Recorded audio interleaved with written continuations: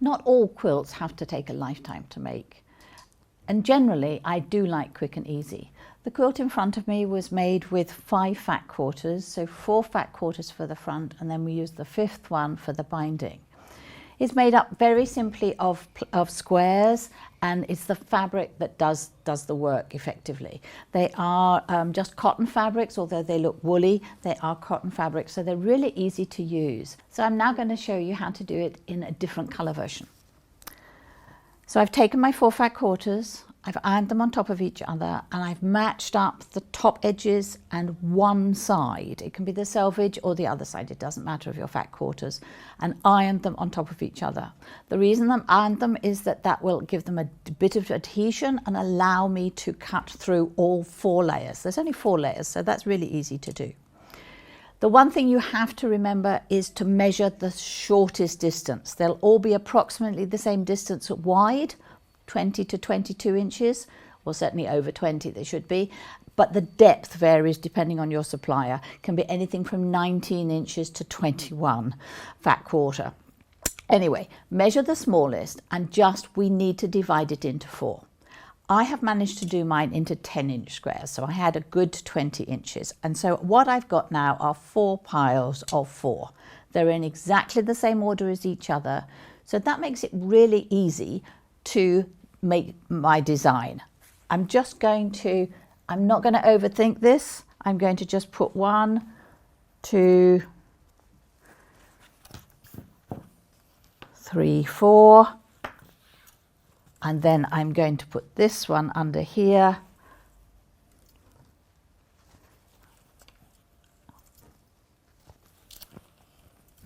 and this one here.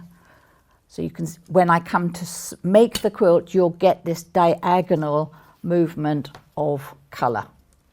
As I say, I'm not overthinking this. And if you're using plaids, then also if they're like this, these are what we call printed plaids. They are not necessarily on the straight grain. That's also something that you mustn't be too fussy about. If you want plaids that are or stripes that are absolutely on the straight grain, then you have to have oak shop fabrics because they're woven, or choose a woven fabric. Now I am looking to see that I have these roughly in the same orientation. So the green goes vertically, that one's horizontally, because when I come to do the quilt I'm going to sew it really, really quickly. And that one goes there. So I've got 1, 2, 3 here, these ones are here, these ones are here, and this one, I think this one wants to get turned. The darker one is up here, and the darker one is here, and this one is here. So, there we are. So now what I'm going to do is sew this row onto here, this row onto here, and this row onto here. This I call row 2. It always flips onto row 1 so that I can then take it to my sewing machine. Row 3 then gets flipped onto here, and row 4. So this was my design order. What I'm going to do now is to put them into a pile ready for sewing. So I'm just going to pull these 2 down here. I would normally have a little bit more space at home, but not a lot. I tend to do this in rather cramped sewing conditions.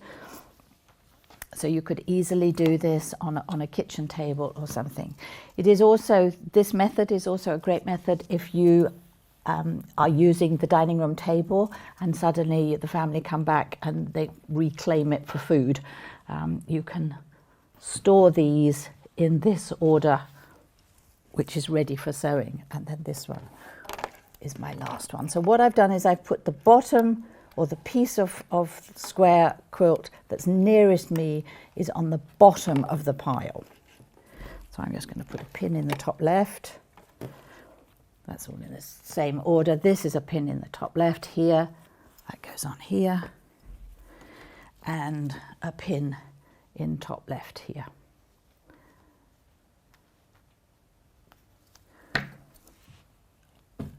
And so what I'm going to do is pop that under there.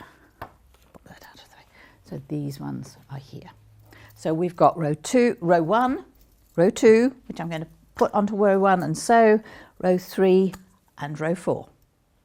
So we've set up the studio with a clock. We're just going to get ourselves prepped so that when I start sewing, you can see just how short a time it will take for you to make a quilt top. So here we go. I know it's not a race, but I do just want to show you how quick and easy these things are. So row 1, this is row 2 on top. I have cut them so they are accurate. So I'm going to sew, whoops, standing up sewing.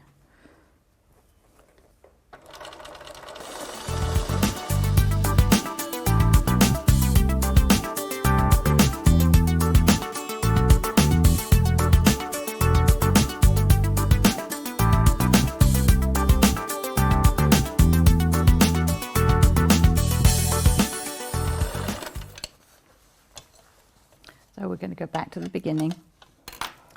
I've got a pin in the top left just to remind me.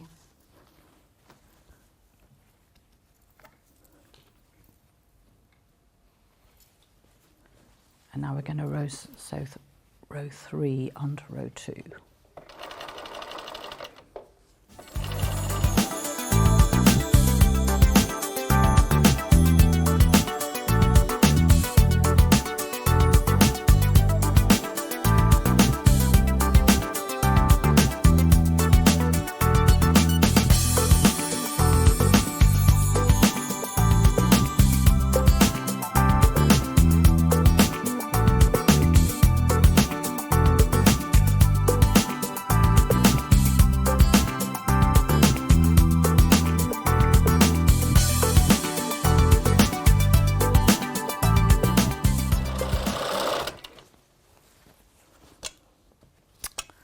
So this is my last piece, and you will notice that I picked up the fabrics and put them right sides together.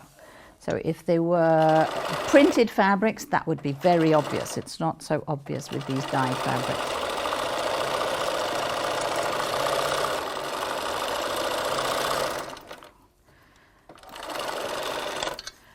So we have the quilt top with the vertical seams done.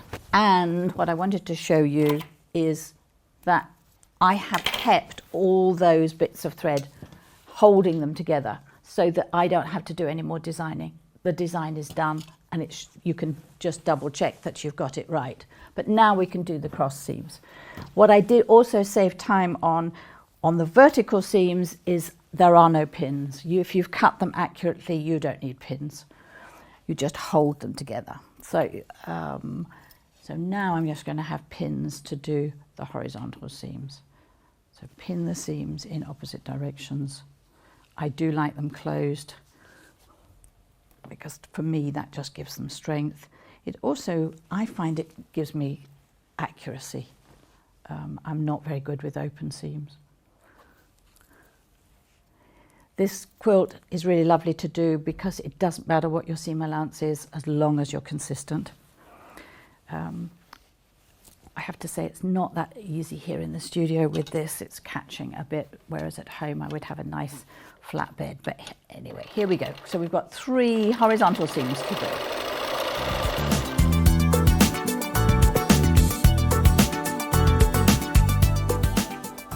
So just sew up to your pins.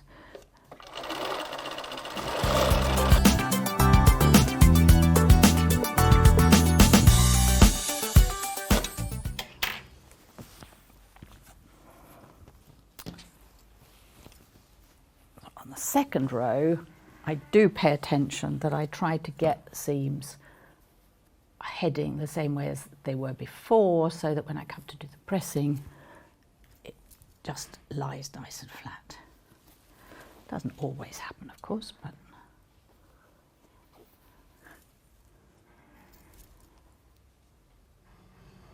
so just 3 pins. You don't need to pin this to death. The machine will do the work for you.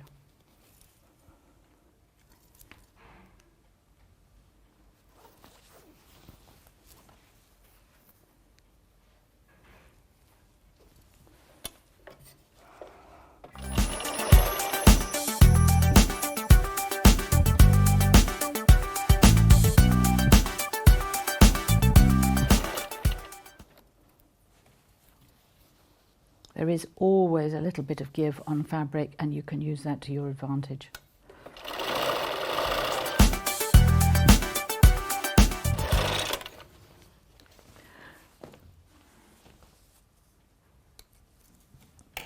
One more seam.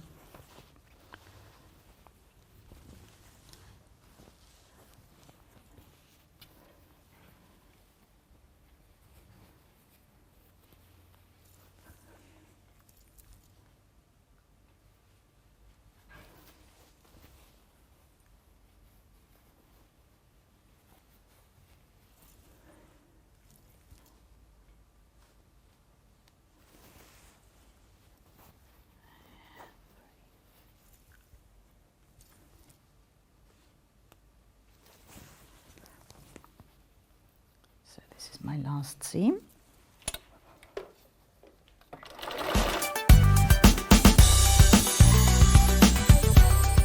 Just make sure that the underneath, which is what I'm doing here, doesn't fall away from you.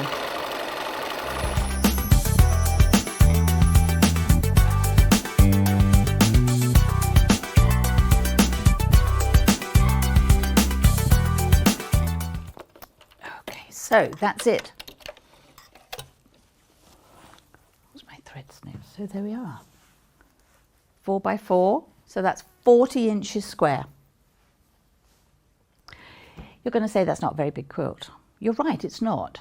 But 4 of these would make a double quilt. That's 80 inches square. So it doesn't have to take a lifetime. And if you don't like these sort of plaiddy, gentlemanly, male kind of stuff, it would look just as beautiful in floral fabrics, kiddies fabrics. We all have too little time in our lives, but we must make time to be creative. So I hope that's inspired you to make a really quick quilt. You've got to layer it, you have to quilt it, and you have to bind it. But that also shouldn't take a lifetime. This is really quick and easy to do. I've done it with the walking foot, so you really could do it in a weekend.